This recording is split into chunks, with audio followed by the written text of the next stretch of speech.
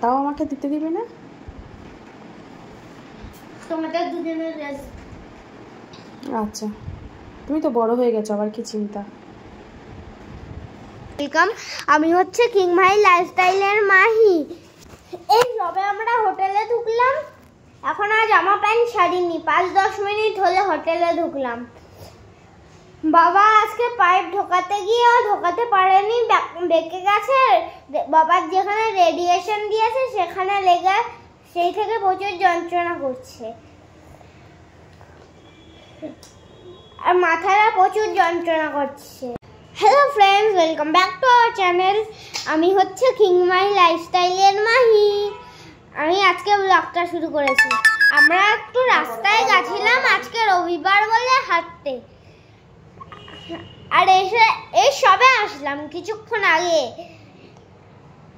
মার আটা খাওয়া কমপ্লিট হলো, আর আমি এখন বসে বসে ব্লগ করছি। বাবা শুয়ে আছে, মা বাথরুমে গেল।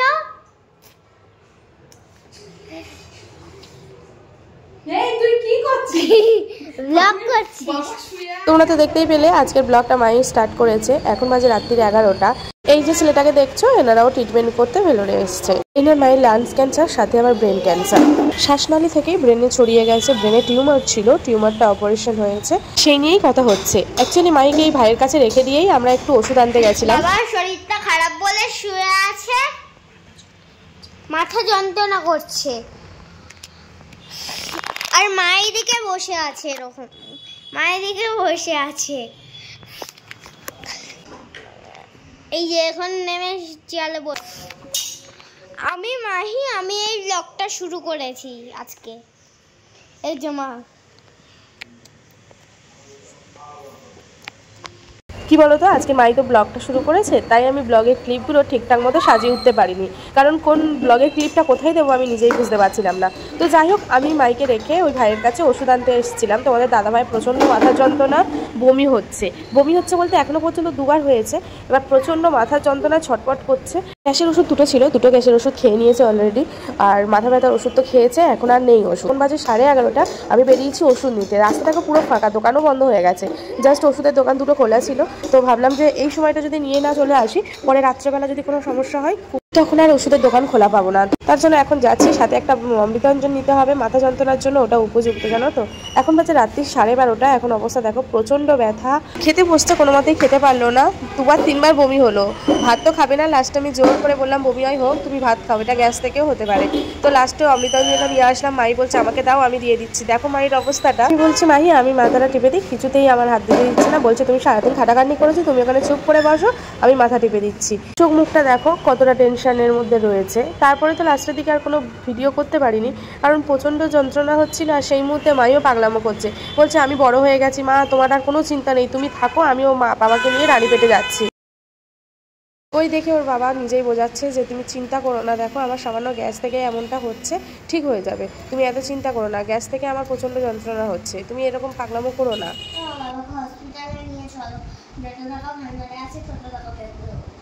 তোর ভান্ডার কি এখানে নিয়ে এসছিস? তোর ভান্ডার তো বাড়িতে আছে। ফিকে বলে করে দেবে?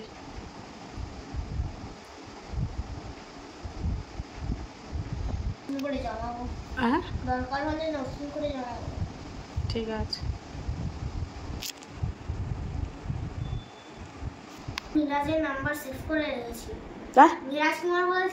ওর মাথায় হেডেক হচ্ছে একটা, ও কষ্ট পাচ্ছে। তোমার অসুস্থ হচ্ছে, ভালো লাগছে না। এবার আবার হয়েছিল, বা যখন আমি ছিলাম সারা রাত, যখন দেখছিলাম খুব কষ্ট হচ্ছিল, তখন আমি একাই চলে গেলাম।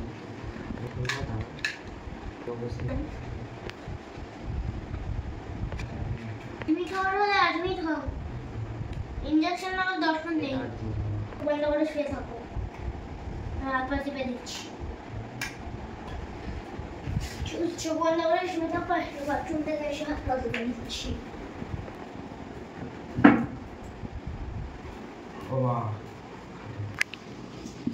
তুমি একা দিও না, তুমি ওই হাতে দাও, আমি এই হাতটা দিয়ে দিচ্ছি। হ্যাঁ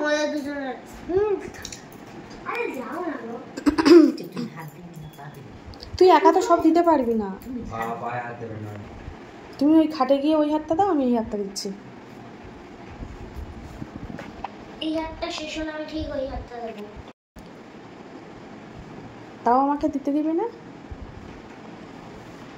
তোমাদের দুজনের রেস। আচ্ছা, তুমি তো বড় হয়ে গেছো, আবার কি চিন্তা।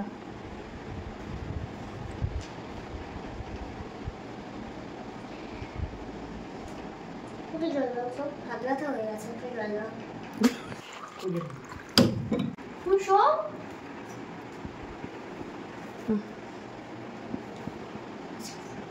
আজকে একটা ফোন করো।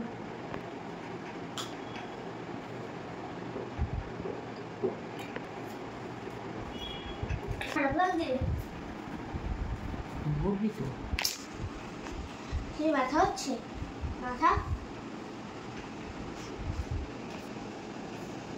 এই রাত্রেবেলা মাই পিকে ফোন করার জন্য অস্থির হয়ে গেছে, ওর ভান্ডারে যা টাকা আছে সেগুলো অনলাইনে পাঠানোর জন্য। পাঠালে তাহলে মাই পাপাকে নিয়ে রানীপেটে দেখাতে নিয়ে যাবে, সেই কারণে অস্থির হয়ে গেছে। ফোন করো না। 2টো বাজতে যায়, শুয়ে পড়ো সোনা। 2টো বাজতে যায় সোনা, শো। কিচ্ছু হবে না, তুমি শো। এই দেখ বাবার শরীর ঠিক হয়ে গেছে, শুয়ে আছে না। শুধু আমাকে বলছে বাবার গ্যাস থেকে যদি না হয়ে বাবার ওই যে রোগটা আছে ওই রোগটা থেকে যদি কিছু হয় মা তখন বাবার কি হবে। শো আমার বাবা শো। দেখো সোনা, শো। কোন সকালে উঠেছো গোপাল? শো ভালোভাবে, শো ভালোভাবে, শো। আমি লাইট অফ করে দিই সোনা। রাত্রি 2টো বাজে গোপাল, শো। লাইটটা অফ করে দিই। হ্যাঁ, ভালোভাবে শুয়ে পড়ো।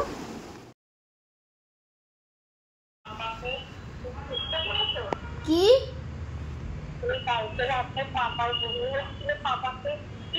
কাল রাতে কি হয়েছে সেগুলো এখন পিসিকে ফোন করে বলছে যত তাড়াতাড়ি পারো আমার ভান্ডার থেকে টাকাগুলো তুমি পাঠিয়ে দাও অনলাইনে, আমি বাবাকে নিয়ে রানীপেট যাবো। মাই কত বড় হয়ে গেছে দেখো বন্ধুরা। এই যে আমার হাতে হাতে এখন মাই কাজ করছে। একটা ফুলকপি ছিল, মাই বলছে মাম্মা ফুলকপিটা আমি ছাড়িয়ে দিচ্ছি, তোমার কাটতে হবে না, তোমার হাতে হাতে আমি কাজ করে দিচ্ছি, আমি তো বড় হয়ে গেছি। এই দেখো, তোমাদেরকে দেখাই, এই দেখো। মায়ের মনটা চেঞ্জ করার জন্য আমি এখন ওর সাথে করে নিয়েই সবজি কাটতে বসে গেছি। আর ও দেখো ভিডিওগুলো করেছে। আজকের ভিডিও ও যেরকমটাই পেরেছে তেমনটাই আমি তোমাদের সাথে শেয়ার করছি।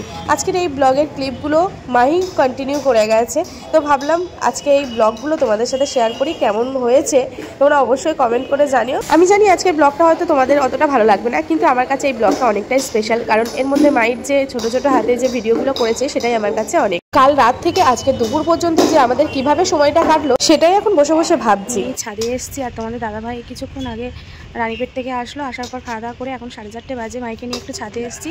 ছাদে আসবে বলে অস্থির হয়ে গেছে, বলছে আমি ছাদে গিয়ে খেলা করবো, একটু ছাদে নিয়ে চলো। আর এখানটায় একটু ঠান্ডা ঠান্ডা হাওয়া ছেড়েছে। আমার গলাটা দুদিন ধরে একটু ব্যথা ব্যথা করছে, মানে কালকে আর আজকে দুদিন এটা খুব ব্যথা ব্যথা করছে, ঠান্ডা লেগে গেছে। আর এখানটায় হঠাৎ করে প্রচণ্ড ঠান্ডা হাওয়া ছেড়েছে।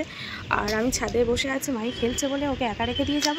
ওই যে কালকে যে ছেলেটাকে দেখলে বাড়িতে, কালকে যে ছেলেটাকে রুমে দেখলে, ওই ছেলেটার সাথে ও মানে যতটুকু টাইম পায়, মানে হোটেলে যতক্ষণ ওরা থাকে ততক্ষণ ওর সাথে টাইম কাটায়, মানে খেলা হোক বা ওদের ঘরে হোক, ওদের কাছে থাকে মাহি, ওদের কাছে মাহি থাকে। এই সকালে ওরা বেরিয়ে গেছিলো রানীপেটে, ওদের ডাক্তার দেখানোর ছিল। তো সকালবেলা রানীপেটে ওরা বেরিয়ে গেছিলো, ওদের ডাক্তার দেখানোর ছিল। এই কিছুক্ষণ আগে আসলো। তো এসে এখন ছাদে মাহি এখন ওই দাদার সাথে বল খেলছে।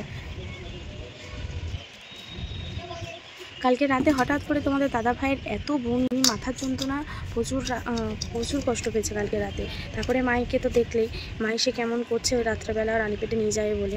কালকে রবিবার ছিল, রাস্তাও ফাঁকা, আর এখানে ওল্ড সিএমসিতে গেলে ওর হবে না, ওর সেই রানীপেটেই যেতে হবে।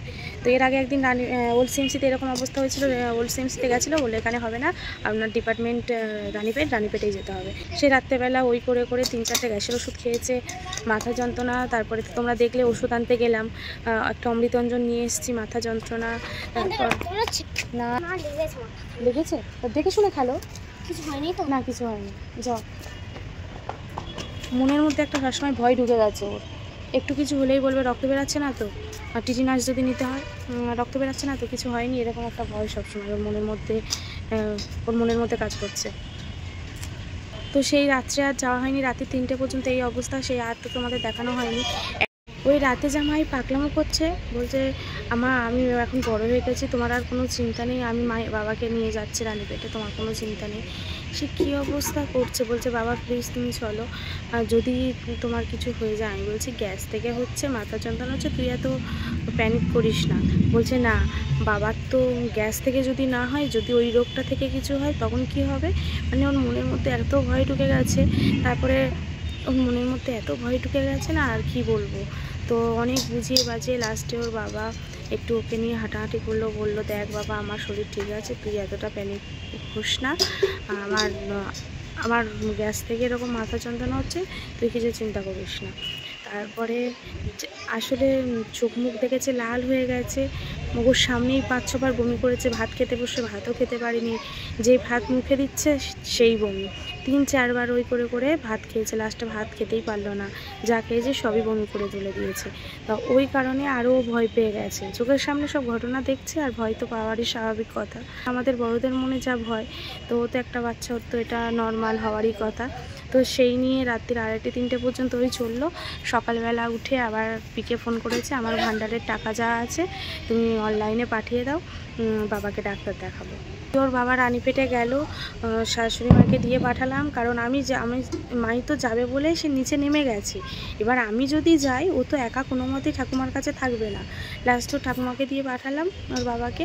আর আমি কি করলাম, ওকে নিয়ে রইলাম হোটেলে, আমি একটু রান্নাগুলো করলাম ওকে নিয়ে। ও তো সে নিচে নেমে গেছে, বাবার সাথে চলে যাবে, কত বুঝিয়ে বাজিয়ে কোনো মতেই উপরে আসবে না। আমি গিয়ে অনেক কিছু, সে মানে ওকে তো ভোলানো সম্ভবই না, ওকে ভোলানো যায় না কোনো মতে।